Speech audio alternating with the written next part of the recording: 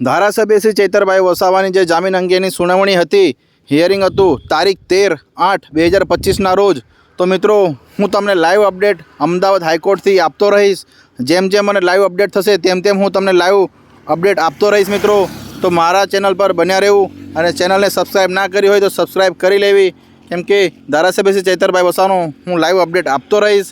તો તમે જોઈ શકો છો હાઈકોર્ટની બહારના દ્રશ્યો તમને લાઈવ બતાવી રહ્યો છું. અને સાંભળો. જય આદિવાસી, જય જોહાર. મિત્રો, હું કૌશિક વસાવા. ધારાસભ્ય શ્રી ચૈતરભાઈ વસાવા શું આજે તમને લાગી રહ્યા છે કે આજે જેલથી બહાર આવી જશે? સુનાવણી અંગે ન્યાયકોર્ટ જે ન્યાય મંદિર છે એ ખરેખર ન્યાય સારો આપશે? અમને તો વિશ્વાસ છે કે હવે ન્યાય મંદિર ખરેખર ન્યાય આપશે. કેવું છે આશીષભાઈ? હા, એક વ્લોગ બનાવું છું આપણા ધારાસભ્ય ચૈતરભાઈ વસાવા પર. તો તમે કંઈક બે શબ્દ કહેવા માગશો?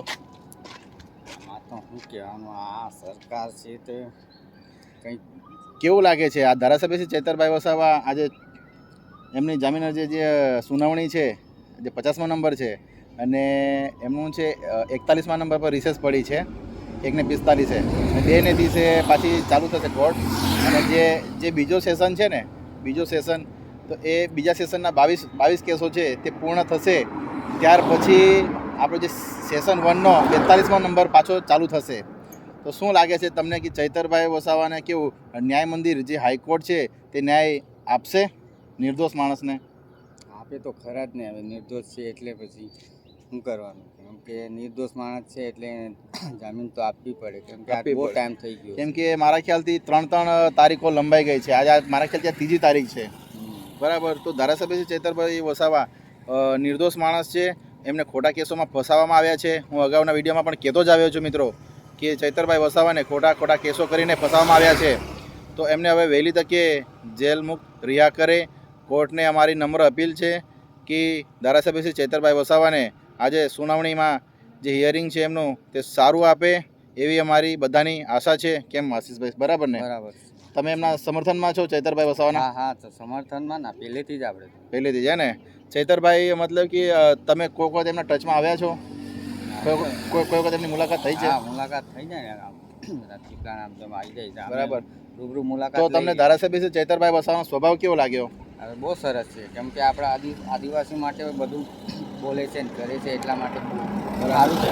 આપણા આદિવાસીઓના હક અને અધિકાર માટે ખડે પગે ઊભા રહે છે. હા, ઊભા રહે છે. અને એટલું જ નહીં, ધારાસભ્ય શ્રી ચૈતરભાઈ વસાવા આપણા આદિવાસી તો ખરા જ, પણ અન્ય સમાજો માટે જે અન્યાય થાય છે એમના માટે બી ખૂબ લડત લડે છે. લડે જ છે, કેમ કે કોઈ ભેદભાવ રાખતા નથી ચૈતરભાઈ વસાવા.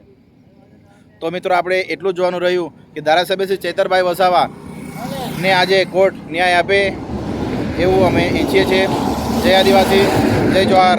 Thank you આશીષભાઈ. જય આદિવાસી. જય આદિવાસી, જય જોહાર. મિત્રો, હું વાત કરી રહ્યો છું અમદાવાદ હાઈકોર્ટ ગુજરાત, જે હાલ હમણાં 1:45 રિસેસ પડી છે હાઈકોર્ટમાં અને 41મો નંબર પતી ગયો છે. અને આપણા ધારાસભ્ય શ્રી ચૈતરભાઈ વસાવાનો 50મો નંબર છે. 2:30 કોર્ટ પાછી ચાલુ થશે. 2:30 કોર્ટ ચાલુ થશે પાછી. તો જે બીજા સેશનના જે કેસો છે તે 22 કેસો પૂર્ણ થાય ત્યાર પછી ફરીથી પહેલા સેશનના કેસો ચાલુ થશે. જે 42 નંબરથી બાકી છે ત્યાંથી બીજા સેશનના કેસો ચાલુ થશે. તો આપણે એ જોવાનું મિત્રો રહ્યું કે હવે એ નંબર વહેલી તકે આવી જાય. જે ગઈ 5 તારીખમાં જે નંબર લંબાયા હતા 77 પર અટકી ગયું હતું અને એમનો નંબર ગયામાં 87 નંબર હતો. તો આ ફેરા નંબર અટકવા નહીં જોઈએ, કેમ કે 50મો નંબર છે તો વહેલી તકે આવી જવો જોઈએ.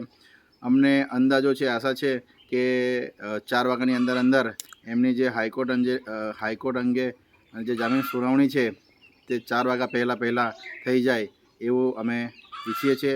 અને હાઈકોર્ટ દ્વારા સારો ન્યાય મળે એવું અમે ઈચ્છીએ છીએ. અને પહેલાં પણ હું કહેતો આવ્યો છું, જનતા એમની આતુરતાથી રાહ જોઈ રહી છે.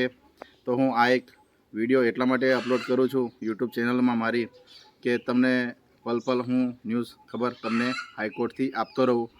અને જો ચૈતર વસાવા આજે વહેલી તકે જો રિહા થઈ જાય તો અમને બધાને સૌને આનંદ રહેશે. સમગ્ર ગુજરાતને, સમગ્ર આદિવાસી સમાજને અને અન્ય સમાજને જેમના જે ચાહકો છે તો તેમના ચાહકોને ખૂબ સમર્થન છે એમનો, અને એમનું જય આદિવાસી, જય જોહાર.